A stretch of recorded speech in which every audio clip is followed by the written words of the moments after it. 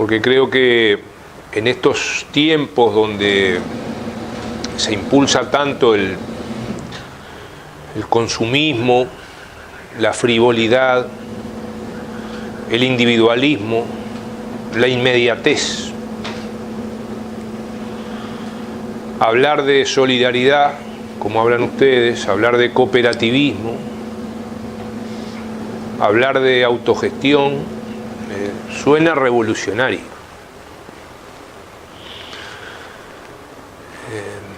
Y yo creo que es muy bueno que ustedes estén reflexionando, pensando, y que todos sigamos aprendiendo estas cosas.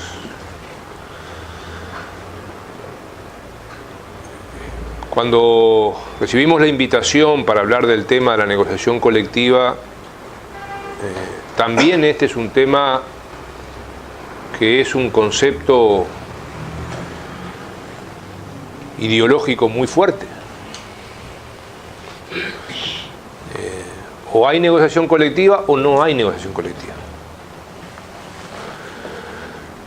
Y Graciela lo dijo de pasadita, pero nosotros partimos de la base que vivimos en una sociedad donde el conflicto es lo natural.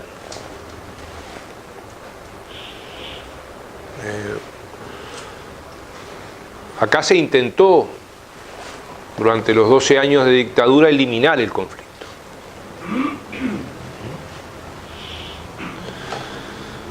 Hay, por ejemplo, un decreto del 1 de septiembre de 1976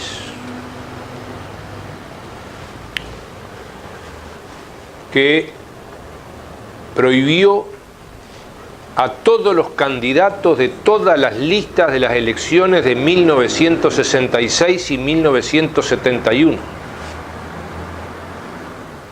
O sea, ¿por qué recuerdo esto ahora? Porque eso era dictadura. O sea, ustedes imagínense un decreto de 1976 que prohibió la actividad de todos los que habían sido candidatos de todos los partidos, de todas las listas en las elecciones del año 66, 10 años antes, plena democracia, y de 1971.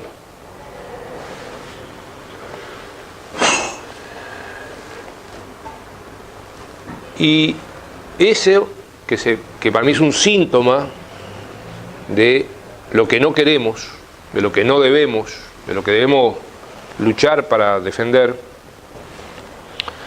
es un síntoma opuesto a lo que buscamos, que es la democracia, que es el diálogo, que es la negociación, en una sociedad que tiene conflictos. O sea, existen diferencias de intereses, individuales y colectivas.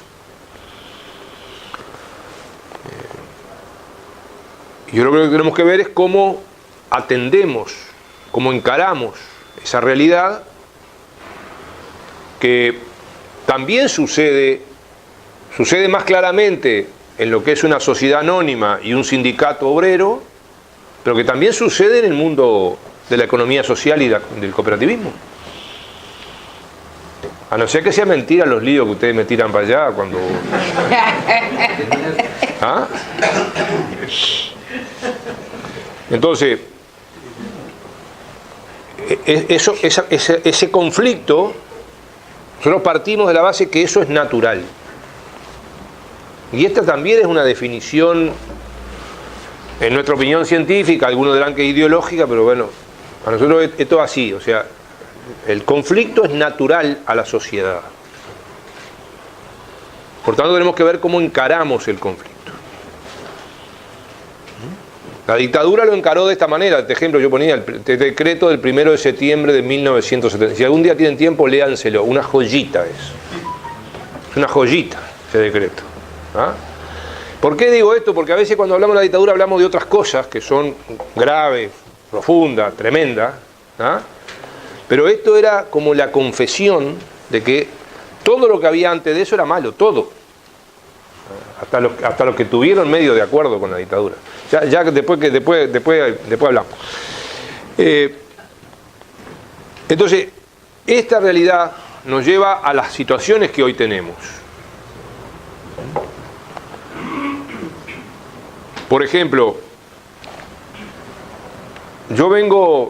tuve hoy a mediodía en Maldonado una preciosa charla con estudiantes de liceo y de UTU, y estoy hablando más o menos de estas mismas cosas, la cultura del trabajo y el futuro del trabajo.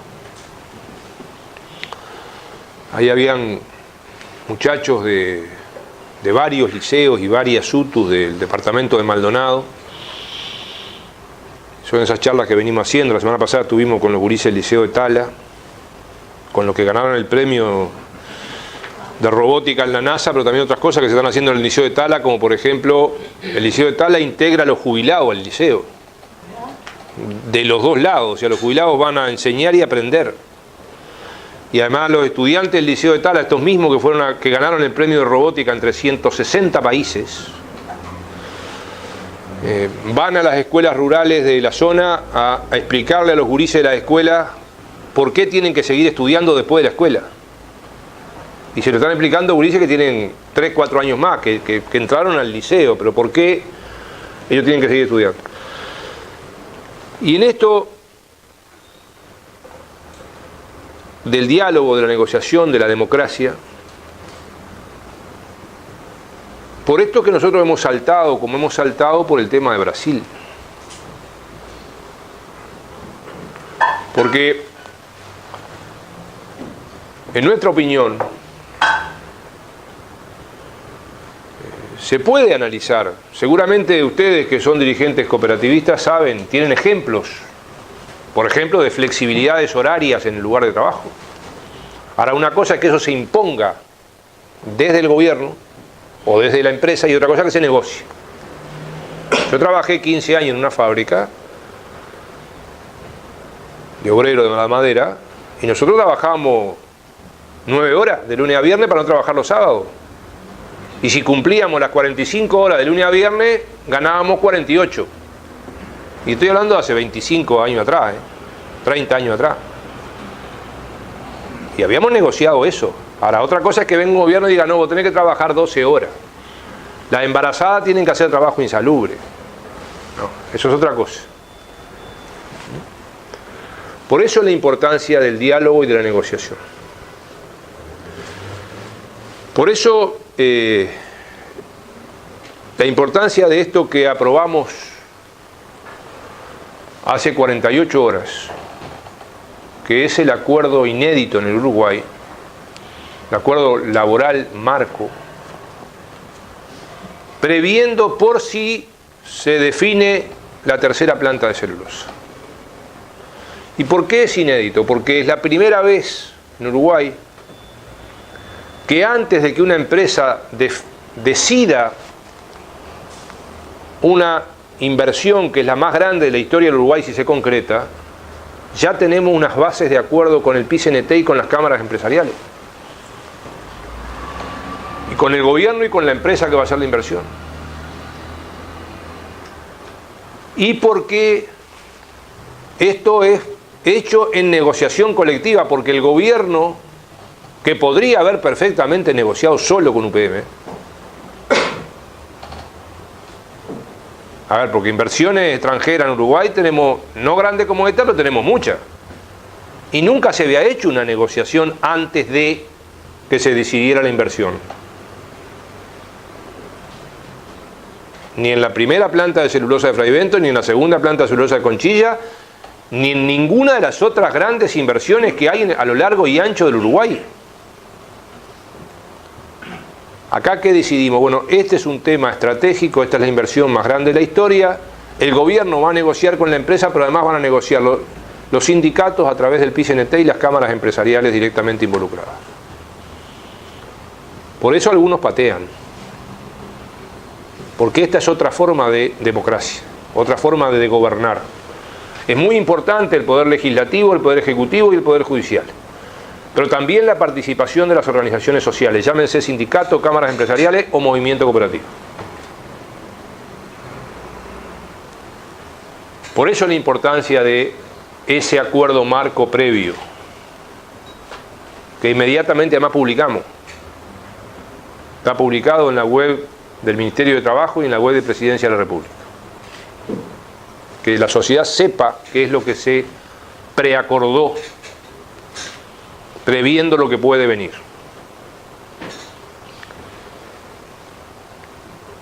Tenemos otros ejemplos de estos tiempos. ¿Qué es esto del diálogo, por ejemplo, aplicado a la ejecución de políticas públicas? Es conversar con ustedes, y cuando ustedes eligen sus representantes para los órganos de participación social, nosotros los respetamos. Esto también es diálogo. Esto también es fortalecer las organizaciones sociales. Esto también es parte del proceso de nueva democracia que queremos seguir profundizando. Cuando nos aparece una situación en las distintas cooperativas que tenemos dificultades, conversamos con CUDECO, conversamos con los compañeros que están en el directorio del INACOP, conversamos con los que están en el INACOP Fonde y los que están en el INACOP Cooperativismo. Porque hemos ido aprendiendo que hay cosas que se articulan dialécticamente.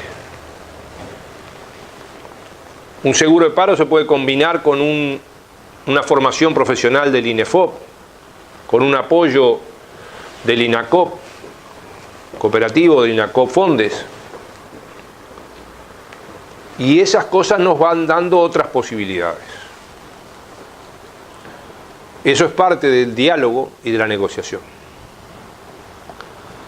Cuando nos aparecen situaciones en cooperativas, como hemos atendido este año, como estamos atendiendo este año en el Ministerio,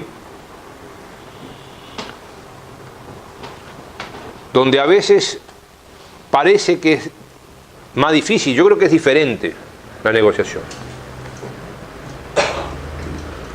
Pero tiene que existir.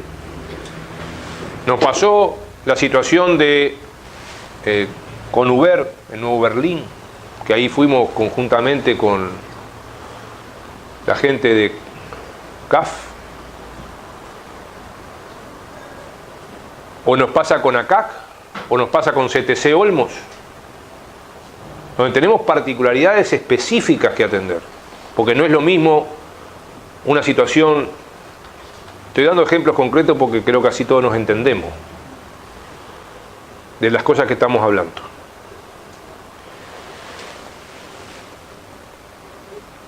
Creo que lo otro es, ese diálogo y esa negociación nos tiene que llevar a la atención y a la prevención del conflicto, que no es la eliminación ni la reducción del conflicto. Acá vuelvo a poner el ejemplo del 1 de septiembre del 76. Tenemos un conflicto, lo natural en la sociedad es el conflicto. Preveamos. ¿Qué podemos prever? Podemos prever cómo tratar de llegar al conflicto de la mejor manera o prevenirlo de la mejor manera. Por eso que estamos planteando un mecanismo de prevención de conflictos. ¿Eso es una novedad? No, no es una novedad.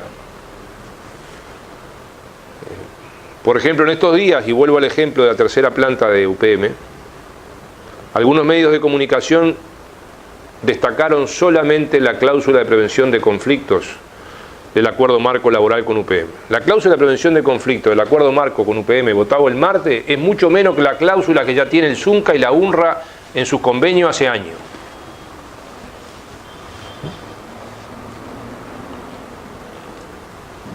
¿Por qué? Porque ya hay una tradición en Uruguay que queremos fortalecer, que queremos profundizar, que queremos mejorar, de prevención de conflictos.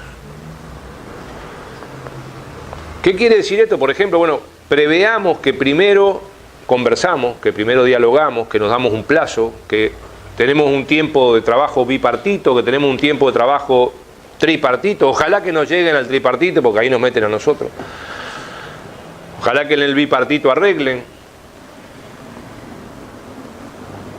Ver el tripartito específico, el tripartito en el Consejo de Salarios. ¿Cuántas cosas van a los consejos de salarios?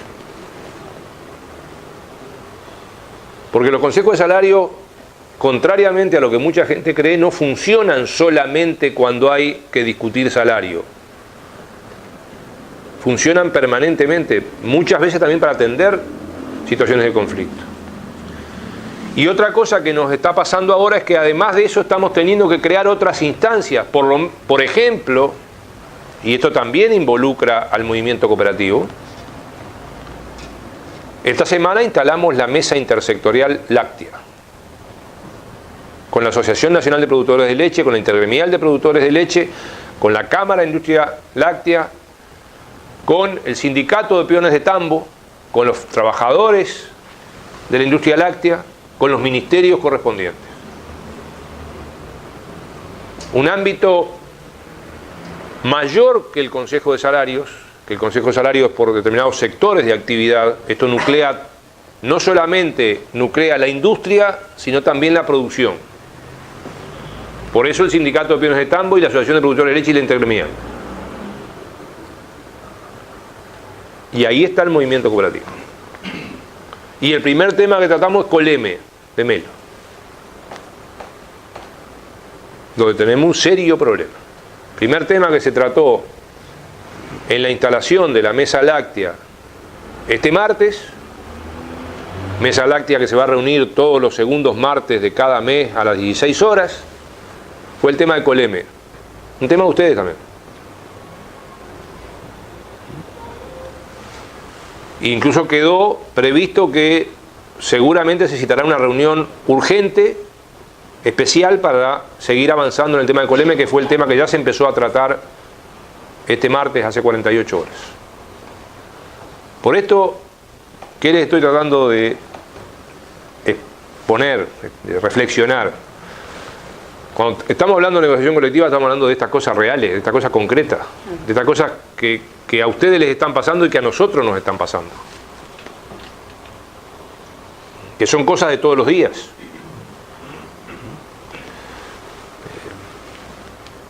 Por ejemplo, ¿cuál es el rol que va a tener CUDECOP, el movimiento cooperativo, si se concreta esta tercera planta de celulosa? Como proveedores, por ejemplo. Porque en el acuerdo marco está previsto que estos primeros criterios que establecimos comprenden las empresas uruguayas y extranjeras, a los trabajadores uruguayos y extranjeros, a las empresas contratistas y subcontratistas, y sin duda que va a haber entidades del movimiento cooperativo que van a estar en este baile. Y que hay que ver, por ejemplo, en aspectos muy concretos, esto lo hemos conversado, por ejemplo, con alguna gente de las cooperativas agrarias, ver cómo el trazado del tren de Paso de los Toros a Montevideo ayuda en su trazado específico a facilitar el traslado de mercaderías de centros cooperativistas agrarios importantes de producción que están en el trayecto. Y si ustedes miran el trazado del tren del ferrocarril central que está previsto, licitación que se larga en octubre del próximo mes, van a ver que hay desvío para pasar por un granero para que eso ayude al traslado de la producción nacional. Por eso, más que hablar de